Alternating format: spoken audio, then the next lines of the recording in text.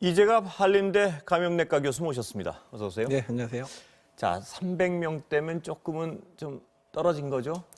예, 일단은 뭐 지난주에 한 500명대가 예. 주중에 나왔고요. 오늘 주말이어서 한 300명대 나온 것 같은데요. 일단 이번 주에 지금 몇 명대가 유지되느냐에 따라 좀 더 안정됐는지 아니면 조금 더 우리가 주의를 더 훨씬 더 기울여야 될지 결정이 될 것 같습니다. 예, 주중에는 좀 지켜봐야겠군요. 네, 이 예. 추세가 유지되는지. 네. 300명대가 유지된다면 좀 약간은 그래도 좀 안정화됐다고 볼 수 있는 예, 거겠죠? 볼 수 있을 것 같지만 300명대는 힘들 것 같고요. 아, 400~500명대 정도. 그리고 지난주에 정은경 청장님이 이번 주에 한 500에서 600명 정도 예상을 했잖아요. 아마 그거보다 조금 낮겠지만 한 500명대 정도가 유지되지 않을까 이렇게 예상을 예. 하고 있습니다. 오늘부터 영업 제한 일부 풀렸지 않습니까? 네, 예. 구체적으로 달라지는 게 뭔지 잠깐 좀 설명 좀 해주시겠어요? 가장 이제 사람들의 이제 관심을 많이 받았던 부분들이 이제 카페의 예. 그러니까 영업 업장 내에서의 치식이 가능해졌는데요. 다만 이제 정부의 권고 사항은 1시간 이내만 머물도록 돼 있고 되도록 한두 명 정도만 이렇게 있으면 좋겠다 이렇게 권고를 한 상황이긴 한데 어쨌든 9시까지 이제 치식이 가능해지긴 했고요. 예. 일단 헬스장도 9시까지 운영이 가능해졌고 뭐 노래방 이라든지 뭐 이런 데도 다 9시까지 이제 운영이 가능해졌습니다. 예, 그 말씀하시니까 그거 관련해서 몇 개 좀 여쭤보고 넘어가겠습니다. 네. 9시까지라는 어떤 시간이 이제 결정이 됐는데 네. 어떤 분들은 이 시간 제한을 좀 더 늘려가지고 단위 시간당 이용객을 좀 줄여야 된다 이런 말씀을 하시는 분도 계시는데 어떻게 보세요? 일단 이제 9시라고 했었던 부분들이요. 그러니까 예. 식당을 9시에 했었기 때문에 다른 데도 동등하게 이제 9시를 지정했던 측면들도 있고요. 9시 이후에 특히 식당 중심으로 가거나 카페나 노래방 같은 경우에는 이제 음주를 하신 예. 분들이 하다 보면 상당히 이제 거리두기나 마스크 쓰기가 상당히 깨지는 부분 때문에 사실 그런 부분 때 9시에 더 늘리지 못했던 것 같고요. 예. 게다가 이제 밀집도가 올라간다는 부분들은 사실은 이번에 제한이 됐던 많은 곳들이 면적당 이제 사람 수를 제한을 하고 예. 있고 또 5명 이상의 집합 금지가 계속해서 지금 이어지고 있는 상황이기 때문에 밀집도 자체를 더 늘릴 수 없는 구조가 현재 만들어져 있습니다. 그래서 예. 이제 어떤 그런 면에서 전반적인 9시로 통일을 해줘야 시간이 다 업종마다 달라지게 되면 또 그 부분도 상당히 혼동을 줄 수 있는 부분까지 고려를 한 것 같습니다. 예, 가능하면 어떤 단순하게 하는 것도 좋은데 또 어떤 분들은 그 일일이 맞출 수 없다는 그 사정을 충분히 짐작하면서도요. 네, 예. 식당은 왜 1시간 권고 제한도 없고 네. 카페가 덜 위험할 것 같은데 예, 예. 1시간 있고 뭐 이런 얘기를 하는 분들도 있던데 어떻게 보세요? 사실 식당이나 카페나 이제 음식을 먹는 중간에 예. 마스크를 벗고 있기 때문에 사실 위험도는 크게 차이가 나지 예. 않고요.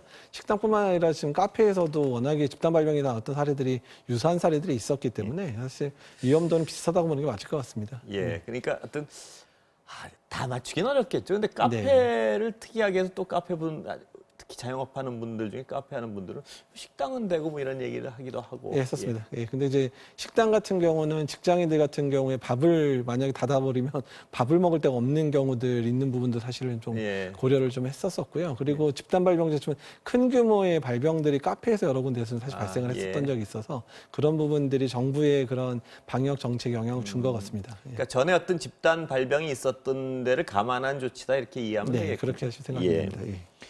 그 많은 분들이 궁금해하는 게 설 연휴에는 보일 수 있을까 뭐 이런 건데 어떻게 보세요?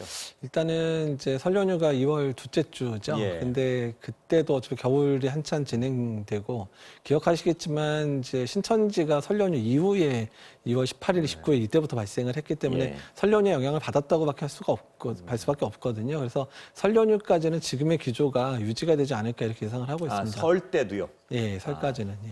근데 하여튼 고통스러워하는 분들은 많은 것 같습니다. 그 예. 민족 최대의 명절인데. 그렇죠. 작년 추석 때도 사실은 가족끼리 못 보냈는데 그렇습니다. 이번 설까지 그러냐. 근데 이번 설을 얼마나 잘 지내느냐가 어쩌면 봄을 우리가 정말 따뜻한 봄을 맞이할 건지 혹독한 봄을 맞이할 건지를 또 결정하기 때문에 힘드시더라도 설까지는 조금 더 마음을 좀 다잡으셔야 되지 않을까 생각이 듭니다. 방역 당국은 고민해 보겠죠. 그러니까 설 직전에서 약간 풀었다 다시 묶는 방법 이런 것도 고민해 보는. 근데 기간이 짧아가지고 이번 예. 1월 30일까지 정해졌고 설 연휴가 그다음 2주 안에 예. 들어가기 때문에 아마도 뭐 단계를 낮추기는 어려울 것 같고 다만 예. 설 연휴 맞춰서 연말에 이제 특별 방역했던 것처럼 설 연휴 특별 방역 조치들이 나오지 않을까 이렇게 예상을 하고 있습니다. 예.